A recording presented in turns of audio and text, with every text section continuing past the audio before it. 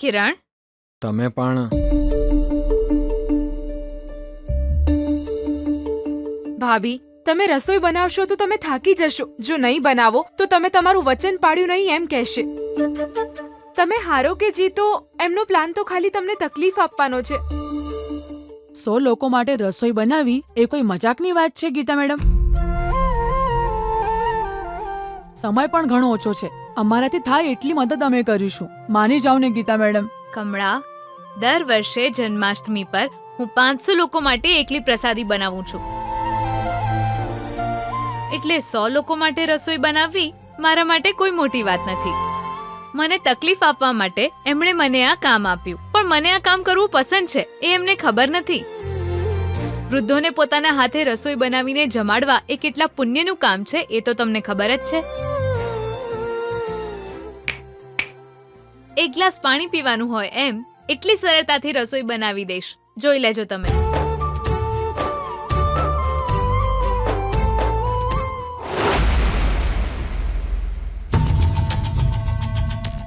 માની ગયા તને વિજય. તું રફ એન્ડ ટફ માણસ છે. તને ગુસ્સો આવે છે ત્યારે તું વધારે વિચારતો નથી, બસ મારવાનું શરૂ કરી દે છે. એની જગ્યાએ તે તારા ડેડને ફોન કર્યો અને ગીતાના વખાણ કર્યા અને એને નર્ક દેખાડવાનો આઈડિયા બતાવ્યો. વાવ, ગ્રેટ. આ બધી અસર તારી છત્રછાયાની છે મમ્મા. આટલું સારું દિમાગ તે ક્યાં છુપાવી રાખ્યું તું વિજય? બાપરે, જો તું એ તો નહીં ખબર બી એના, પણ આટલું જલ્દી એને બહાર નતું આવવું જોઈતું. કેમ ભઈલા? કેમ કે એનો બહાર આવવાનો કોઈ ફાયદો જ નહીં થવાનો બી એના. કહેવા શું માંગે છે? આપણે એક શિયાળના ખાડામાં પાડીને એના પર પથ્થર ફેંકી રહ્યા છીએ બી એના. અને એ શું કરી રહી છે ખબર છે? એ જ પથ્થરથી સીડી બનાવીને એનાથી ઉપર આવવાનો પ્રયત્ન કરે છે. એ ગીતા માટે 100 લોકોની રસોઈ બનાવી એ કોઈ મોટી વાત નહીં બેના. એ તો એને ઘણીવાર કરેલું છે. એને કોઈ ફરક નહીં પડતો અને તકલીફ નહીં થઈ રહી. તે એને હોપેલું કોમ એના ડાબા હાથનું કોમ છે બેના.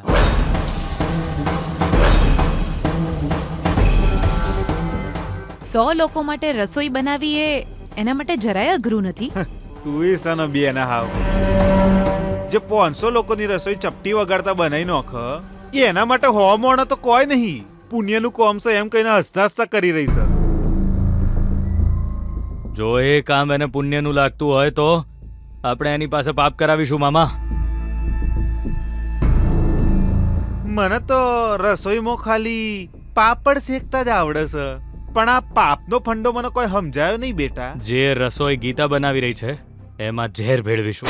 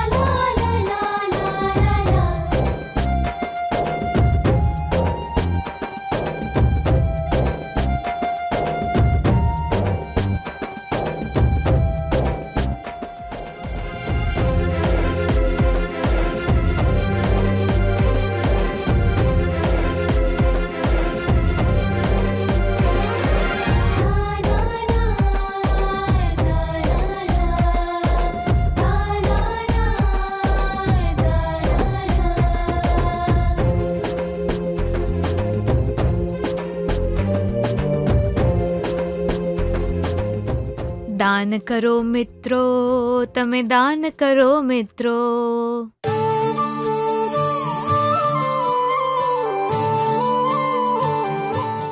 શું થયું? બધા આ રીતે કેમ જોઈ રહ્યા છો? ગીતા મેડમ, ગીત ગાતા ગાતા તમે કેટલી સરળતાથી કામ કરી રહ્યા છો એ અમે જોઈ રહ્યા છીએ.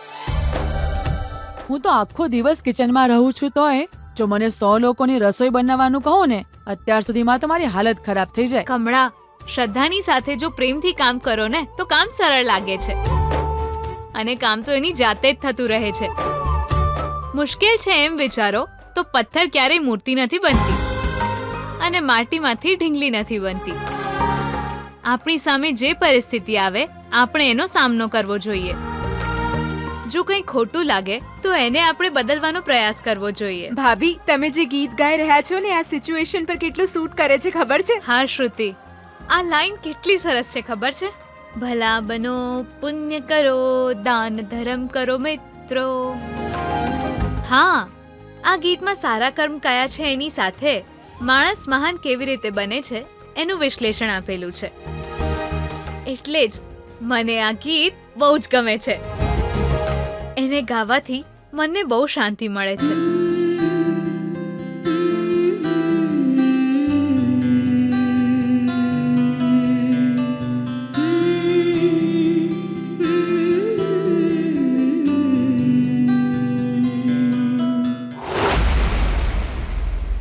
વિજય બેટા, આ તું હું બોલી રહ્યો છે? રસોઈમાં ઝેર નાખવાનું એટલે વૃદ્ધાશ્રમમાં બધા ખાવાના છે. હા, જ્યારે ઘી સીધી આંગળી વડે ના નીકળે ને તો આ આંગળી વાળવી પડે છે. જરા વિચારીને બોલ વિજય. જો રસોઈમાં ઝેર નાખીશું તો શું થશે તને કંઈ ખબર છે? લાશો પડવા મોડશે ભોણા. જ્યારે રસોઈ જમીને લોકો મરી જશે, આરોપ કોના પર લાગશે? ગીતાડી પર. ડેડ ને નફરત કોનાથી થશે? ગીતાથી.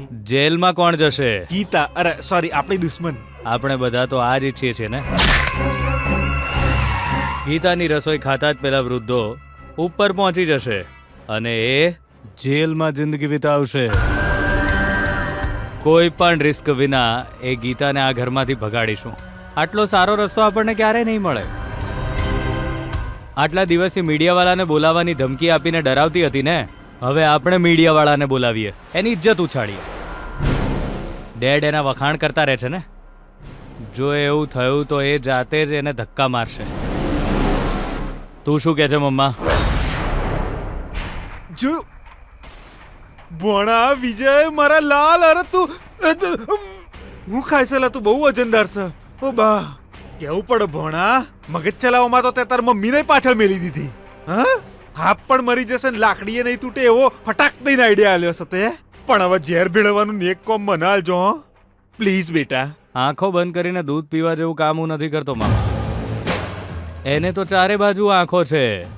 એની એ આંખોમાં ધૂળ નાખીને આ કામ કરવું બહુ મુશ્કેલ છે. એટલે જ તો આ કોમ હું જ કરે એવું કહી રહ્યો છું.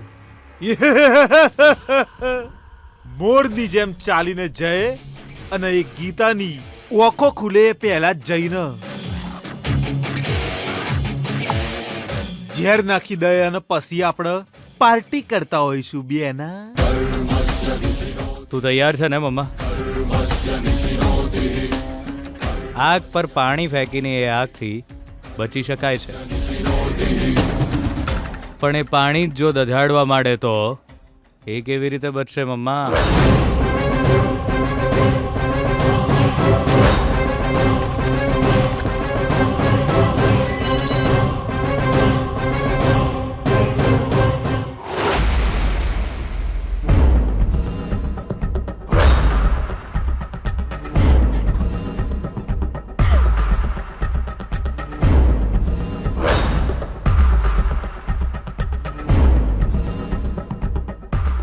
સુકન્યા, તે સિંહની ખાલ પહેરનારા શિયાળની વાર્તા તો સાંભળી જ હશે ને?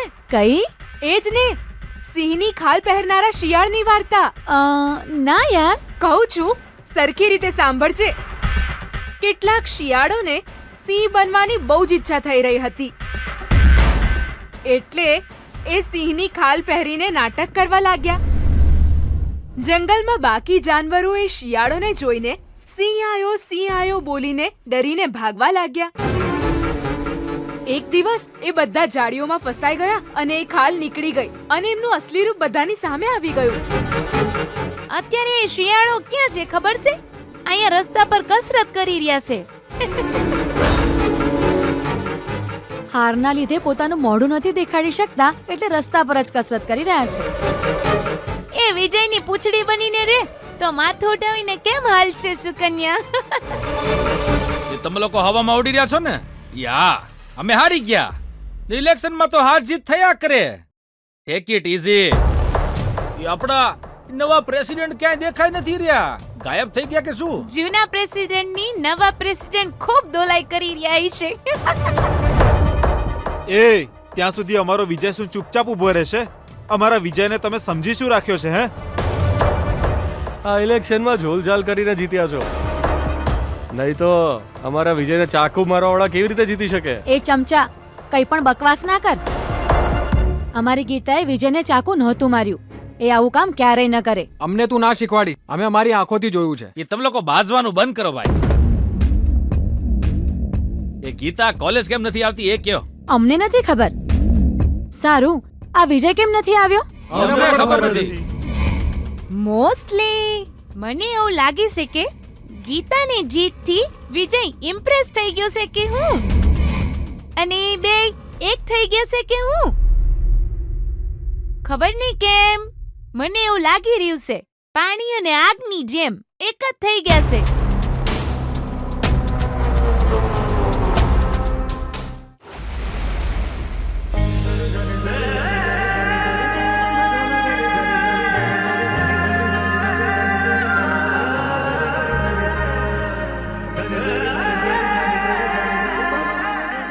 પ્રેમ, આનંદ, શાંતિ, સંયમ, આ બધા જ શબ્દો બહુ જ અનમોલ છે, એકદમ કોયલના ગીતની જેમ. જ્યારે ઈશ્વરના બતાવેલા માર્ગ પર ચાલો તો મોક્ષ મળે છે. ઈશ્વરની આરાધના જ આપણું કર્મ છે, આ જ આપણો ધર્મ છે. બાપુજી, ફોનની રિંગ વાગે છે. આ કારનું મશીન તો પહેરો. હા રામુ, ફોન વાગી રહ્યો છે ને?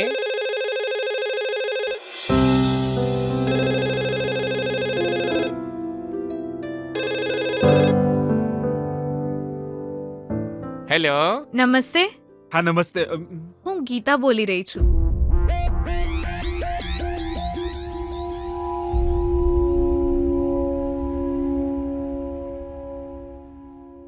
જી, કોણ બોલી રહ્યું છે? એક મિનિટ. હા, મારી ઉંમર થઈ ગઈ છે, સંભળાતું નથી બરાબર. હા, હવે બોલો, તમે કોણ બોલી રહ્યા છો? મારું નામ ગીતા છે. મંત્રી સૂર્યપ્રકાશજીની વહુ છું હું.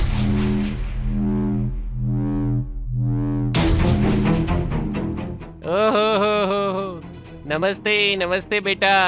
તમે બધા ઠીક તો છો ને? તમારા સસરાજીએ અમને બધી વાત કરી દીધી છે. આજે રાતની રસોઈ તમારા ઘરેથી આવવાની છે, એમણે મને કહ્યું હતું.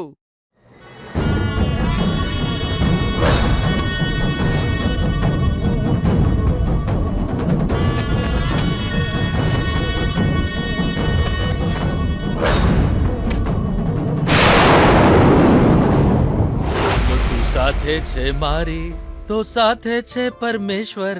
હવે મારે દુનિયાથી શું જોઈએ, શું જોઈએ? હવે મારે દુનિયાથી શું જોઈએ? એ સુશીલા, અરે ઊભી તો રે. આ શું પ્રેમથી મારા હાથમાં કોફી આપવાના બદલે અહીંયા આવી રીતે આમ પટકીને જતી રહીશ તું? હે મારી વાલી, તમારી સાથે આવું જ કરવું જોઈએ. હે કેમ પણ? કેમ કે તમે લુચ્ચા માણસ છો, દગાબાજ છો તમે. તમે દર વખતે તમારો જ વિચાર કરો છો. તમે સ્વાર્થી છો. સુશીલા, કેમ આવી વિચિત્ર વાતો કરી રહી છે? ટીવી સિરિયલો વધારે જોવા લાગી છે કે શું? જો, શાંતિથી જા, હરિકથાનો અભ્યાસ કર. તારા મનને બહુ જ શાંતિ મળશે. હું નહીં કરું.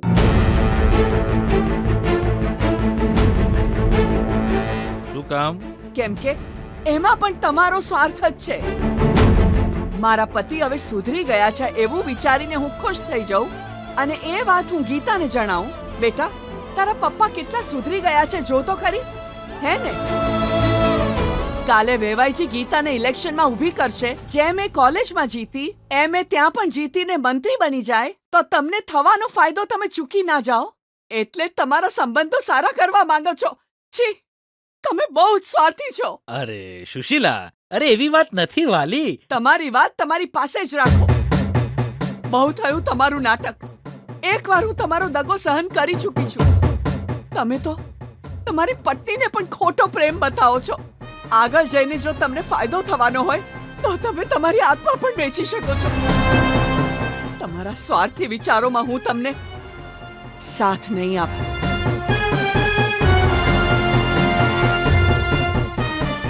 સુશીલા,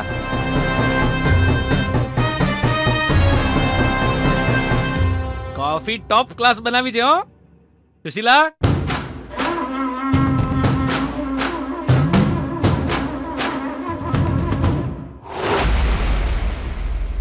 હા અંકલજી, બધી રસોઈ તૈયાર થઈ ગઈ છે. એ કહેવા માટે જ મેં તમને ફોન કર્યો હતો. આહા, છેલ્લી વાર આટલી સ્વાદિષ્ટ રસોઈ ખાઈને બધા જ ગયડાઓની આત્મા ભટકતી રહી જવાની.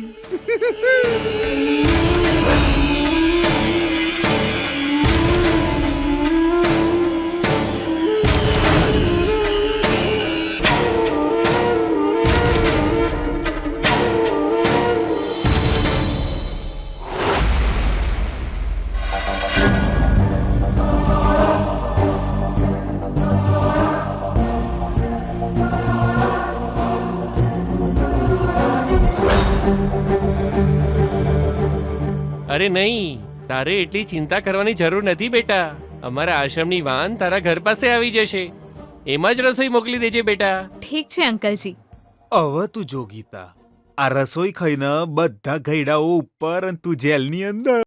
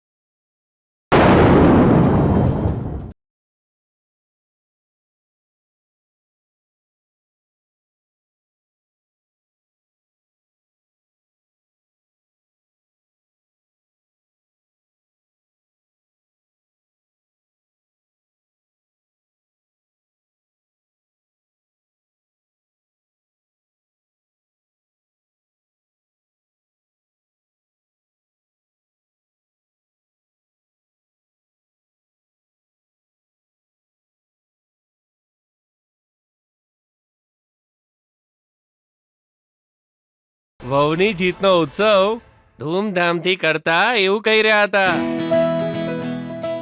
એ વાત છે બેટા, જ્યારે પણ કોઈ ખુશીની વાત હોય ત્યારે અમારા આશ્રમમાં આવે છે અને અમે વૃદ્ધોનું માન સન્માન કરીએ છીએ અને અનાથ બાળકો જે છે એમને કપડાં વગેરે આપીએ છીએ. એ બધી વસ્તુઓથી એમને ખુશી મળે છે. હવે તું પણ એ જ કરી રહી છે. પરમેશ્વર તને સુખ, શાંતિ, સમૃદ્ધિ બધી જ વસ્તુ આપે. ખુશ રહે બેટા. તમારા લોકો માટે મને રસોઈ કરવાની તક મળી, એ તો પુણ્યની વાત છે.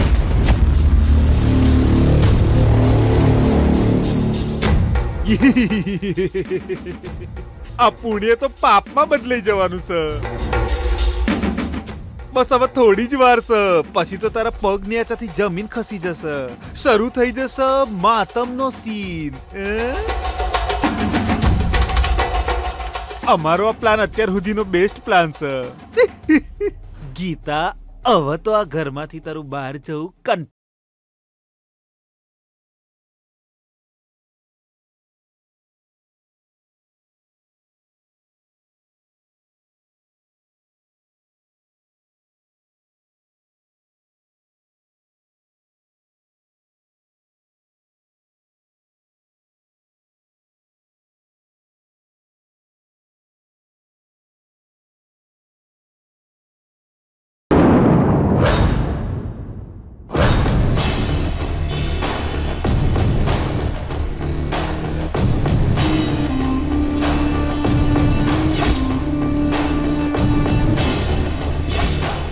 ઠીક છે અંકલજી. ઠીક છે બેટા.